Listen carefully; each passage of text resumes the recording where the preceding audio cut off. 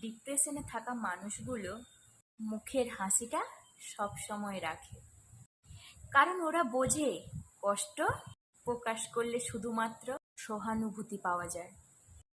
রাগের মধ্যে কথার ব্যবহার এমন রাখা উচিত হবে যেন পরে রাগ কমলে নিজের কাছে লজ্জিত হতে না হয়।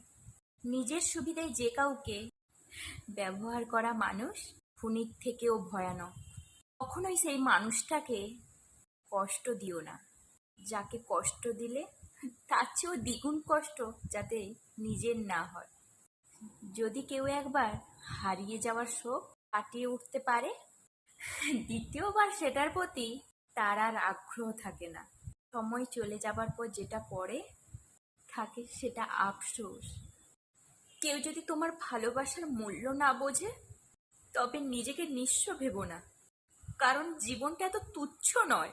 প্রিয় ব্যক্তিকে সম্মান করা এবং সম্মানীয় ব্যক্তিকে অপমান করা দুটোই অনুচিত। তাদেরকে বলে দিও, খারাপ সময়ও যাদের পাই না, বাকি সময়ও তাদের চাই না।